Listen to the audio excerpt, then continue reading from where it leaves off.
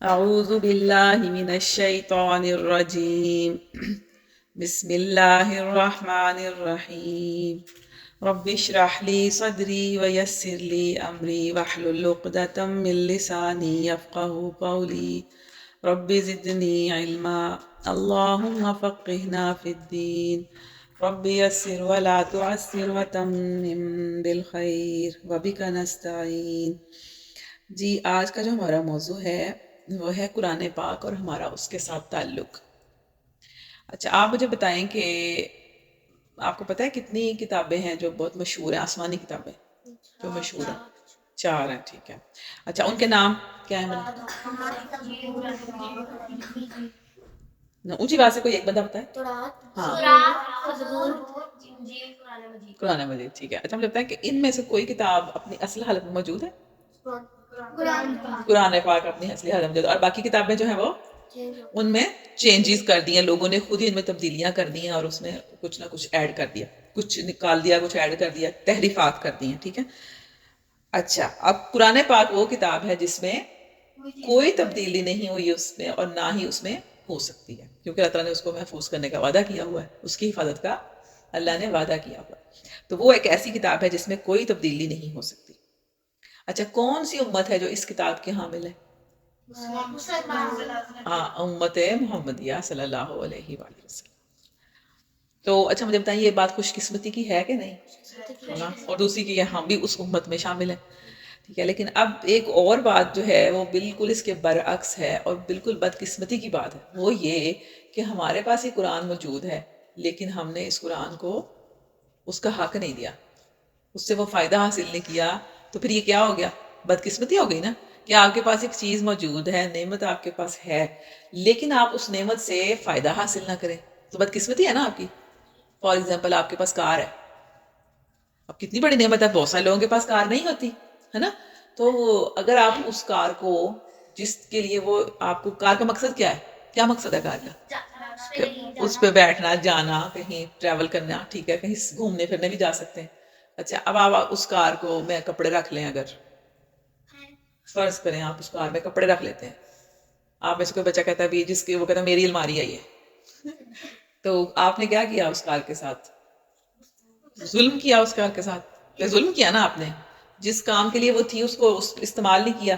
اس کا کام کتنا بڑا تھا کہ وہ آپ کو جہاں مرضی لے کے جا سکتی ہے، مطلب آپ دوسرے شہر میں جانا چاہے آرام سے بیٹھ کے اس پہ جا سکتے ہیں، سیر کرنا چاہے کر سکتے ہیں. لیکن آپ نے کیا کیا کہ آپ نے اس میں کپڑے رکھ لیے. تو آپ نے کیا کیا اس میں؟ بدقسمت ہو گئے نا. پھر آپ خوش قسمت تو نہیں رہے، اس کو تو آپ چلا ہی نہیں سکتے. آپ اس میں کپڑے نکال لیں گے تو آپ چلائیں گے نا. آپ نے تو اس کو الماری بنا لیا. یہی والا ہمارا حال ہے کہ ہمارے پاس قرآن پاک موجود ہے، بالکل اصل حالت میں ہے، لیکن ہم لوگوں نے کیا کیا؟ اس کا جو مقصد تھا وہ ہم نے اسے اٹھایا ہی نہیں. اچھا اس کا قرآن ہمارے پاس کس لیے بھیجا گیا تھا؟ چلے آپ مجھے بتائیں. سب سے پہلی بات کیا ہے؟ سب سے پہلی بات نہیں، اس سب سے پہلے جو کون سی چیز آتی ہے آج میری آپ بتائیں. سب سے پہلے اس کو پڑھنا ہے. پہلا سٹیپ کون سا ہے؟ پڑھنا ہے. اس کو کیسے پڑھنا ہے؟ اچھے طریقے سے پڑھنا نا، اس کو جس طرح پڑھنے کا حق ہے ویسے ہی پڑھنا ہے. اپنی مرضی سے نہیں پڑھ لینا، چلو جی مجھے اردو آتی ہے تو مجھے بھی برزیر آتی ہے تو میں نے اس کو پڑھ لیا، ٹھیک ہے. اس طرح نہیں پڑھنا، بلکہ کیسے پڑھنا؟ جیسے اترا ہے، جیسے نبی صلی اللہ علیہ وآلہ وسلم نے پڑھا ہے اسی طریقے سے اس کو پڑھنا. اس کے لیے پھر کیا کرنا پڑے گا؟ کوشش کرنی پڑے گی آپ کو، ایسے بندے کے پاس جانا پڑے گا جو اس طرح آپ کو پڑھائے، ہے نا. ایسا ہی ہے، تھوڑی سی محنت کرنی پڑے گی نا. ٹھیک ہے. دوسرا سٹیپ کیا ہے؟ ہاں جی دوسرا سٹیپ کیا ہے؟ دوسرا سٹیپ اس کو سمجھنا، ٹھیک ہے. تیسرا کیا ہے؟ اس پر عمل کرنا. سمجھنے کے بعد ظاہر آپ سمجھ کس لیے رہے ہیں کس چیز کو؟ ویسے تو عربی میں ہے، ایسے تو ہمیں سمجھ نہیں ہے اس کی، تو ہم کیا کریں گے؟ اس کو سمجھیں گے، اس کا ترجمہ، اس میں اللہ تعالیٰ نے کیا کہا ہے. صرف ترجمہ پڑھنے سے سمجھ نہیں آتی ہے بات کی، پھر آپ کو کیا ہوگا؟ اس کی تفسیر، اس کی ڈیٹیل سمجھنا کہ اس میں اللہ تعالیٰ کا کیا حکم ہے، اس کی شان نزول کیا ہے، کس موقع پر نازل ہوا، کیوں نازل ہوا، اس وقت کیا حالات تھے، اور اس وقت کے حالات کے مطابق میں نے اس کو کیسے اپلائی کرنا ہے. ٹھیک ہے، یہ ہے اس کو سمجھنا، اور اس کے مطابق پھر اس پر عمل بھی کرنا. اور پھر اس کے بعد اگلی چیز یہ ہے کہ اس کو نظام اس کے تحت اپنے سسٹم کو لے کے آنا. یعنی آپ کا جیسے گورنمنٹ کا سسٹم ہے، آپ کی سیاست ہے، آپ کی معیشت ہے، آپ کی معاشرت ہے، آپ کے معاملات ہیں، وہ سارے کس کے تحت ہوں؟ قرآن کے احکامات کے تحت ہوں، کیونکہ اس میں سب کچھ بتایا گیا ہے. اس میں صرف کہانیاں تو نہیں ہے نا، ہم نے اس میں کہانیاں بھی پڑھی ہیں نا، اس میں قصے ہیں نبیوں کے، پچھلی قوموں کے. تو لیکن اس میں کیا ہے، اصل میں ہمیں کیا بتایا گیا کہ ہم اپنے سارے زندگی کے معاملات کیسے کریں. اس قرآن سے پتہ چلے قانون کیا ہونا چاہیے، معیشت کس پہ قائم ہونی چاہیے، بینکوں کا کیا سسٹم ہونا چاہیے، سیاست کیسے کرنی ہے، ہر چیز اس قرآن سے ہمیں ملے گی. پھر اسی کے تحت اپنے پورے سسٹم کو لے کے آنا، یہ ہے. اور پھر یہ جو قرآن ہے یہ کیا کرے گا پھر آپ کو، اگر آپ اس کے سارے حقوق پورے کریں گے تو یہ کیا کرے گا، آپ کو اس دنیا میں بھی عزت عطا کرے گا. اس وقت دیکھیں مسلمانوں کی کیا حالت ہے پوری دنیا میں، کیسے سب سے مجبور قوم ہے، سب ان کے اوپر چڑھے ہوئے ہیں، سب ان پر ظلم و زیادتیاں کر رہے ہیں. فلسطین میں دیکھیں اس کی کیا وجہ ہے کہ ہم سب نے ایک امت ہونے کی حیثیت سے ہم نے اس قرآن کو اس کا حق ہی ادا نہیں کیا. ہم نے اس قرآن پڑھنا ہی نہیں آتا، پھر پڑھ لیتے ہیں تو سمجھنے پہ کوئی توجہ نہیں دیتے، اگر سمجھ لیتے ہیں تو عمل پہ کوئی توجہ نہیں ہے کہ ٹھیک ہے چلو سن لیا، ادھر سے سنا ادھر سے نکال دیا، ایسے کرتے ہیں. اور پھر ہم سمجھتے ہیں کہ بس سننا ہے اور بس کچھ نہیں کرنا اور عمل کوئی نہیں ہے. اور اس کو اپنے معاملات جو ہیں، جو اپنی ہماری سیاست ہے، جو معیشت ہے، جو معاشرت ہے، جو باقی ساری چیزیں ہیں، وہ پتہ نہیں کسی اور سے ہم نے لینی ہے، تو یہ قرآن سے تو ہم نے نہیں لینی. یہی ہم کر رہے ہیں نا. تو پھر ہمیں کیا ہے، ہم اس وقت ذلت کا شکار ہیں، عزت نہیں ہے ہمارے پاس. سارے ہمیں کیا سمجھتے ہیں، بیچاری سی قوم سمجھتے ہیں ہم. حالانکہ یہی مسلمان تھے جنہوں نے کیا کیا تھا، جنہوں نے رہنمائی کی ہے، لیڈ کیا ہے سب کو. سب سے اعلیٰ امت یہی تھی.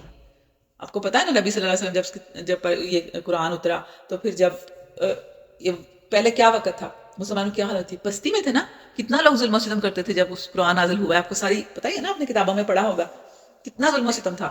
لیکن جب یہ قرآن جو تھا وہ اللہ تعالیٰ نے مکمل کر دیا، پھر نبی اکرم صلی اللہ علیہ وسلم پر شریعت پوری ہو گئی، پھر اس کے بعد اللہ تعالیٰ نے ان کو کیا کیا، کتنی عزت دی، ریاست عطا کر دی، مدینہ مل گیا ان کو. پھر ان کتنی زیادہ جگہ پر وہ حکمران تھے. بالکل مکہ فتح کیا، یعنی جہاں سے ان کو نکالا گیا تھا اس کو فتح کر لیا. تو یہ کیا تھا. پھر اس کے بعد حضرت ابوبکر صدیق، حضرت عمر، کتنی انہوں نے آگے سے آگے فتوحات کی، ملک فتح کیے. اور اتنی زیادہ جو تھی مسلمانوں کا کیا تھے، مسلمان حکمران تھے، مسلمانوں کی عزت تھی. کس وجہ سے تھی، اس قرآن کی وجہ سے تھی. آج ہم نے قرآن چھوڑا ہے نا تو یہ حالات ہمارے ہو گئے ہیں. ہم نے قرآن کو کیا کر لیا. اب دیکھیں آپ لوگوں کو میں کوئی کام دیتی ہوں تو آپ لوگوں کے پاس ٹائم ہی نہیں ہے کرنے کے لیے، کیونکہ ہمیں دوسری چیزوں نے اتنا برے طریقے سے جکڑا ہوا ہے. کیا خیال ایسا ہی ہے، ہمارے پاس ٹائم ہی نہیں ہے کہ ہم کوئی دعا بھی یاد کر لیں، کوئی قرآن پاک کا جو کوئی ہمیں سبق ملا ہے ہم وہی کر لیں، اس کو سمجھ لیں بیٹھ کے، کیونکہ ہمارے پاس ٹائم ہی نہیں ہے. بھلے پورا ایک مہینہ گزر جائے نا تو تب بھی ہمارے پاس ٹائم نہیں ملتا کہ ہم لیکچر کو سن لیں، اس میں سے نوٹس لے لیں، اس کو سمجھ لیں. اور سمجھیں گے تو عمل کریں گے نا، سمجھیں گے تو عمل کیسے ہوگا. سمجھیں گے تو تب جب ہم یہ سمجھیں گے کہ اس کی کوئی امپورٹنس ہے، پھر جتنی کی ہم امپورٹنس دیں گے اتنی اللہ تعالیٰ ہمیں امپورٹنس دے دیں گے. کیا خیال ہے، ہم جتنی اس کی کتاب کو اہمیت دیں گے نا، جتنی ہماری زندگی میں اس کتاب کی ویلیو ہوگی نا، اللہ کے ہاں بھی ہماری وہی ویلیو ہوگی. پھر اب ہم دیکھیں ہم نے کیا کتاب کو ویلیو دی ہوئی ہے، صرف پڑھنے کی حد تک ہم نے رکھا ہے کہ بس روزانہ کا روزانہ نا ہم نے بس نازلہ پڑھ لینا ہے، اس کو سمجھنا، اس کی ڈیپتھ میں جانا، یہ ہمارا وہ کنسرن ہی کوئی نہیں اس کے ساتھ. ایسا ہی ہے تو پھر اللہ تعالیٰ بھی ہمارے ساتھ ویسا ہی معاملہ کریں گے، اور ہو بھی رہا ہے ایسے. اچھا پھر ہم نے کیا کیا کہ ہم نے اس قرآن کو کیا سمجھ لیا کہ ہم نے اس سے صرف پتہ کیا کرنا ہے، دم کرنا ہے. جن بھوت آ گیا تو وہ بھگانا ہے نا، ایسا ہی ہے. ہاں جی، ہم نے اس کو کیا سمجھ لیا کہ ہم نے اگر کوئی بیمار ہو گیا ہے تو اس کو پڑھ کے پھونک دینا ہے اس کو، یا اگر کسی کو جن بھوت آ گیا، کسی کو کوئی ایسا مسئلہ ہو گیا تو ہم نے وہ دم کر دینا ہے اس کو، بس اتنا. ایسا ہی ہے. یا کسی کو وہ گلے میں تویز بنا کے ڈال دینا ہے، چلو جی بس اس کو نظر نہ لگے، یا یہ نہ ہو وہ نہ ہو، اس طرح کی چیزیں ہم نے اس قرآن سے کر لی ہیں. جس کا اصل مقصد تھا وہ ہم نے کیا کیا، اس کو ہم بھلا دیا، بالکل اگنور کر دیا اس کو. ہم سمجھتے ہیں کہ بس یہ صرف برکت کے لیے یہ کتاب ہے، اور بس کہ اس کو ہم صبح صبح پڑھیں گے تو ہمارے گھر میں بڑی برکت ہو جائے گی، بس اتنا ہی.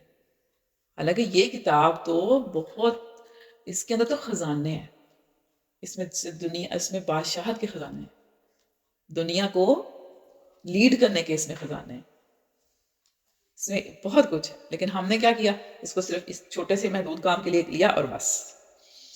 اچھا اس کے ساتھ جو ہم کر رہے ہیں نا، اس کو آپ اس مثال سے سمجھیں کہ فرض کریں کوئی ایک شخص ہے، وہ اس کو کوئی بیماری ہو گئی ہے، ٹھیک ہے، اس کو کوئی تکلیف ہوئی ہے، فرض کریں بخار ہو گیا، یا گلا خراب ہو گیا، یا اس کو کھانسی ہو گئی، جو ٹھیک ہے. اچھا وہ ڈاکٹر کے پاس گیا، ڈاکٹر نے اس کو وہ لکھ دیا ڈسکرپشن، پتا ہے نا، وہ لکھ دیتے ہیں ڈاکٹر کہ یہ دوائیاں آپ نے کھانی ہے، اس ٹائم کھانی ہے، فلاں والی اس ٹائم کھانی ہے.